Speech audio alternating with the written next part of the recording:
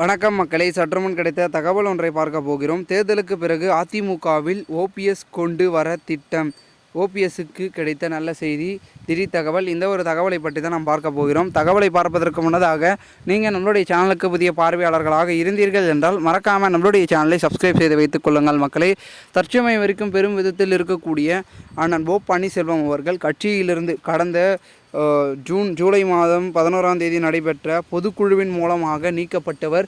தற்பொழுதை வரைக்கும் நீக்கப்பட்டவராகவே தொடர்ந்து இருக்கிறார். இன்னும் கூட அதிமுகவில் இணைவதற்கான பல கட்ட முயற்சிகளையும் போராட்டங்களையும் நடத்தினாலும் கூட அனைத்தும் தோல்வியிலேயே முடிந்துவிட்டது என்று கூறப்படுகிறது. இந்த ஒரு சமயத்தில் அடுத்ததாக என்ன செய்வதென்று தெரியாமல் ஒரு பக்கம் திணறிக் கொண்டிருக்கும் ஓபிஎஸ் அவர்கள், இன்னொரு பக்கம் நீங்கள் என்ன செய்தாலும் வர முடியாது அப்படின்ற ஒரு பக்கத்தில் எடப்பாடி பழனிசாமி, மேலும் இதை தாண்டி சசிகலா அவர்கள் ஒரு முடிவில் இருக்கிறார்.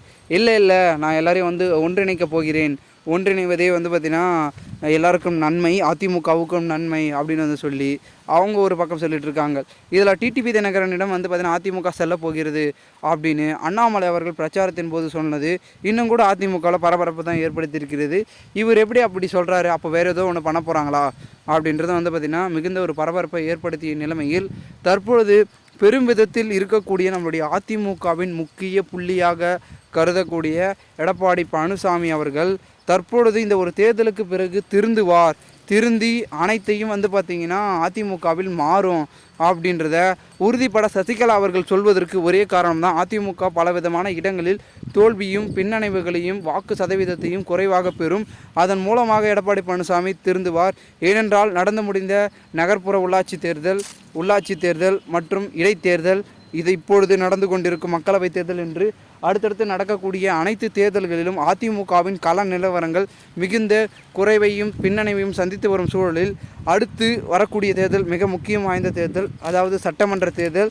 அதாவது தமிழகத்தின் முதலமைச்சர் அடுத்தது யார் 2026 அப்படின்ற ஒரு மிகுந்த ஒரு பரபரப்பான அரசியல் களத்தில் நம்மளுடைய எடப்பாடி பழனிசாமியும் சரி, ஓபிஎஸும் சரி, சசிகலா அவர்களும் சரி, டிடிவி தினகரன் இவர்கள் பார்த்திங்கன்னா ஒரு பெரும் விதத்தில் இருக்கணும், ஒரு பெரும் மெஜாரிட்டி கொண்டு வரணும்.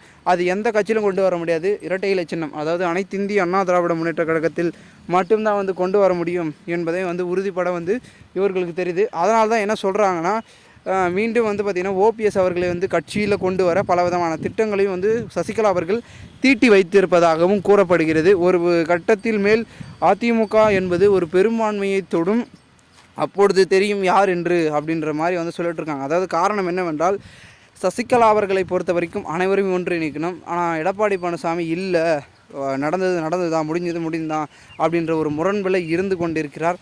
தேர்தல் முடிவுகள் நெருங்க பலவிதமான மாற்றங்கள் என்பது அதிமுக கட்சியில் நடைபெறும் என்று ஒரு பக்கம் சொல்லிட்டு இருக்காங்க. ஏன்னா பார்த்தீங்கன்னா இப்போ நடந்துகிட்ருக்க சூழலில் எல்லாமே அப்படி தான் நடந்துகிட்ருக்கு. ஓகேங்களா, அதை நம்ம பொறுத்து தான் பார்க்கணும். என்ன நடக்கப் போகிறது என்பதை பொறுத்து பார்த்தால்தான் தேர்தல் முடிவுகளில் ஓபிஎஸ் அவர்கள் ராமநாதபுரம் தொகுதியில் வெற்றி பெறாரா, இல்லை இபிஎஸ் அவர்கள் 33 வேட்பாளர்களிலும் எவ்வளோ சதவீதம், அதாவது 20 வேட்பாளரா இல்லை 25 வேட்பாளர்கள் வெற்றி பெற வைக்கப் போகிறார்களா அப்படின்றது தெரியல. அதிமுகவின் கோட்டையாக கொங்கு, தேனி என்று பலவிதமான மாவட்டங்கள் இருக்கிறது. அந்த தொகுதியில் யார் வெற்றி பெறப் போகிறார் என்று தெரியப்படாமல் இருந்து கொண்டிருக்கின்ற இந்த ஒரு சூழ்நிலையில் அடுத்தடுத்து தேர்தல் முடிவுகளை எதிர்பார்த்து அனைவரும் காத்து கொண்டிருக்கிறார்கள். நாங்கள் எல்லாருமே பொறுத்து பார்க்கலாம். இதுபோன்று நீங்கள் அரசியல் சார்ந்த நிகழ்வுகளை தினசரி தெரிந்து கொள்ள நம்மளுடைய சேனலை சப்ஸ்கிரைப் செய்து வைத்துக் கொள்ளுங்கள் மக்களே. நன்றி, வணக்கம் மக்களே. சேனல் பக்கத்துடன் தொடர்ந்து இணைந்தே இருங்கள்.